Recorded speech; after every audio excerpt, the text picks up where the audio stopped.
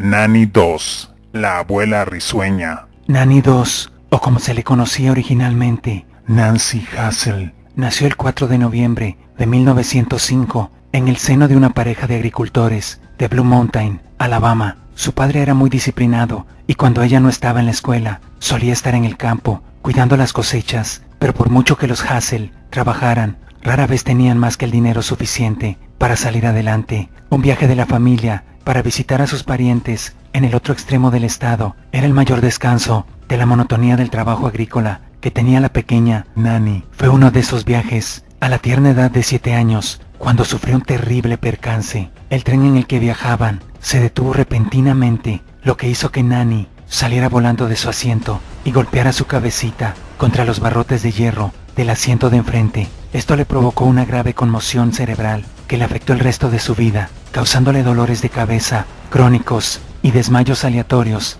Ahora no solo tenía que lidiar con el arduo trabajo agrícola y el carácter autoritario de su padre, sino también con frecuentes problemas de salud. Encontró una forma de escapar cuando tenía 15 años y consiguió una oportunidad de trabajo en una fábrica local. Aunque su padre había intentado protegerla del mundo exterior, el dinero extra que ganaría para la familia resultó ser suficiente incentivo para que la perdiera de vista. Y cuando Nanny empezó a tener una relación romántica con otro adolescente que trabajaba en la fábrica, Charles Spraggs, a su padre le gustó lo suficiente el joven, al que veía como un gran trabajador y dedicado a su familia, como para consentir su matrimonio. Pocos días después, tras la boda de 1921, la joven pareja optó por vivir con la madre de Charlie. Un par de años más tarde, Nanny dio a luz a su primer hijo, una niña llamada Melvina, y se mudaron a una casa propia. Pronto tuvieron 3 hijos más que añadir a su prole. Nanny había pasado de ser una niña protegida, bajo la constante supervisión de su padre, a una joven madre abrumada por la crianza de una familia, sin ni siquiera una pausa en el medio. Nunca había tenido la oportunidad de tener una vida social, ni de hacer muchas exploraciones de adolescente, y llegaría a lamentarlo. La sensación de no haber tenido la oportunidad de disfrutar de su joven vida la llevó a empezar a salir escondidas a los bares locales, donde bebía y coqueteaba con otros chicos. Y esto no fue solo una fase de rebeldía, fue entonces cuando Nanny cometería sus primeros crímenes. En 1927, 2 de las hijas de Nanny perecieron abruptamente. La mayoría de la gente asumió que las niñas habían muerto por causas naturales, pero no el marido de Nanny, Charlie. Cada vez más distanciado, este sospechaba que su esposa Nanny había matado de algún modo a sus propias hijas. Unos años después, él acabó dejándola por otra mujer, y Nanny llevó a las niñas supervivientes a vivir con su propia madre y su padre. Nanny consiguió un empleo en una fábrica de algodón y trabajó largas y duras horas, mientras su madre cuidaba de las 2 hijas que le quedaban. También buscaba otro marido, y pronto se decidió por Frank Harrelson, de 23 años, a quien encontró guapo y cariñoso. Tras un rápido noviazgo, ambos se casaron en 1929 y se trasladaron inmediatamente a Jacksonville, Florida, de donde era originario Frank. Permanecerían casados durante 16 años. La relación tuvo ciertamente sus altibajos. Frank acabó convirtiéndose en un alcohólico. El ambiente en el hogar no era muy bueno y sus 2 hijas se marcharon en cuanto pudieron, casándose a una edad temprana, al igual que la propia Nanny. Por ello Nanny se convirtió en abuela a la avanzada edad de 37 años, cuando su hija Melvina tuvo su primer hijo en 1943. Otro nieto le siguió un par de años después, pero este murió en circunstancias misteriosas. Y luego el pequeño hijo de Melvina, Robert, pereció apenas unos meses después, en las mismas extrañas condiciones. Al igual que cuando perecieron los 2 hijos de Nanny, no había ninguna razón aparente para estas muertes. Ninguno de los niños estaba enfermo. De hecho, todos estaban perfectamente sanos. Sin embargo, de la nada habían caído muertos.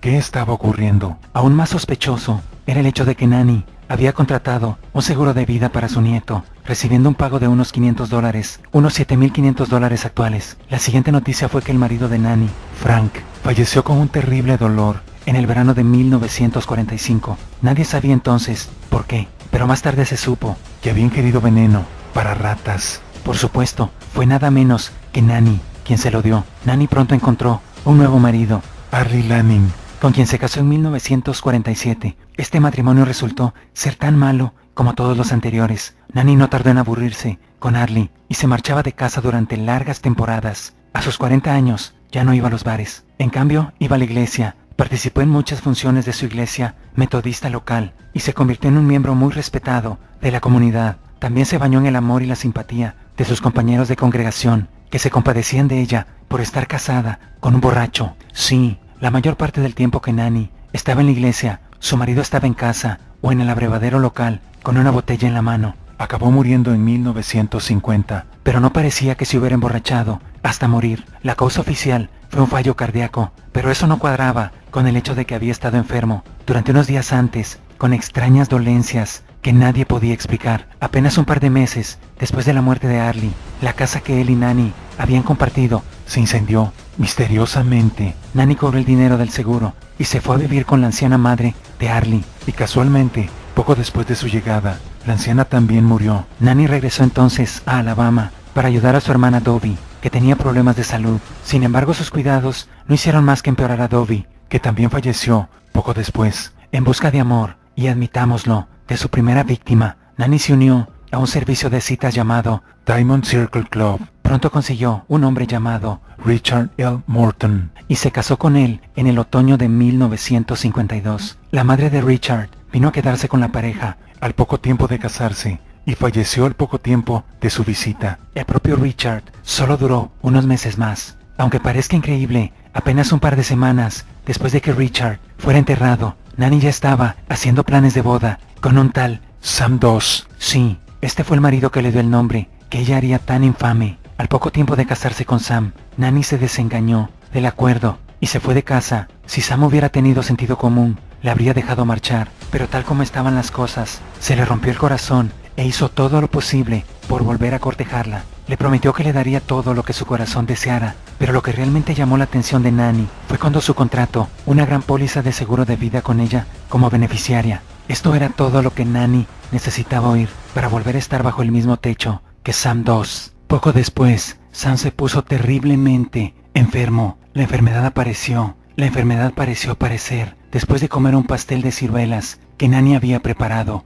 para él. Pero no se trataba de una intoxicación alimentaria, sino de una intoxicación total. Nanny había mezclado el pastel con productos químicos letales. Sam fue al hospital, pero los médicos no pudieron determinar la causa de su enfermedad y finalmente lo enviaron a casa. Eso resultó fatal porque Nanny le preparó una cena de cerdo asado para darle la bienvenida. La comida iba acompañada de una taza de café fresco Y de mucho veneno. tanto veneno, de hecho, que Sam estaba muerto antes de que saliera el sol. Al día siguiente, Nanny se había salido con la suya la mayor parte de su vida, pero esta vez un médico observador y rápido de reflejos sería su perdición. El médico que había examinado a Sam se sorprendió al saber que había muerto inmediatamente después de ser dado de alta del hospital. Esto no le pareció normal e insistió en llegar al fondo del asunto. Como resultado, el cuerpo de Sam fue llevado para una autopsia. Esta investigación reveló que el cuerpo de Sam Estaba lleno de veneno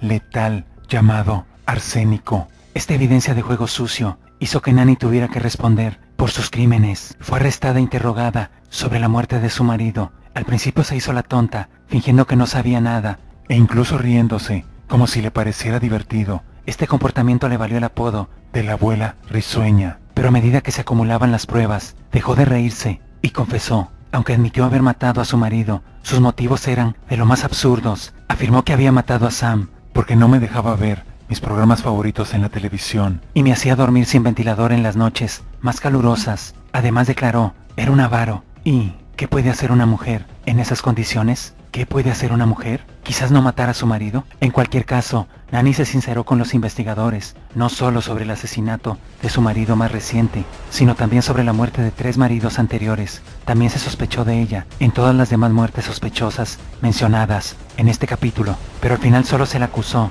del asesinato. De Sam Doss. Se declaró culpable el 17 de mayo de 1955 y posteriormente fue condenada a cadena perpetua, aunque muchos en la sala consideraron que su absoluta insensibilidad debería haberle valido la pena de muerte. Nanny Doss. Acabó pereciendo en prisión a causa de un ataque de leucemia el 2 de junio de 1965.